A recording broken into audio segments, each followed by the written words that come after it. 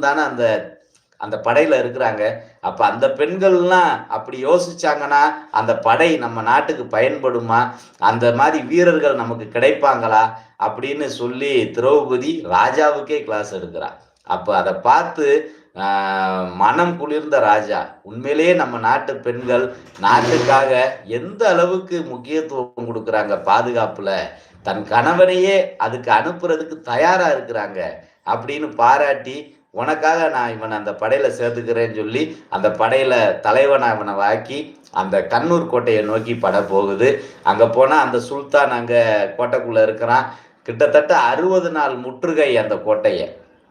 அந்த கோட்டையில கிட்டத்தட்ட 60 நாளைக்கு தேவையான உணவுப் பொருட்கள் இருக்கு. அந்த 60 நாள் முற்றுகைக்கு அப்புறம் எப்படி அவன் வந்துதான் ஆகணும்னு ஒரு 50 நாள் ஆன உடனே இவங்க பெரிய பெரிய வெடிகுண்டுகள கோட்டை மேல போடுறாங்க. அப்படி போடும்போது ஒரு கட்டத்துல அந்த ராஜா, அந்த சுல்தான் வந்து சரணடைகிறான். சரணடைஞ்சிட்டு அவன்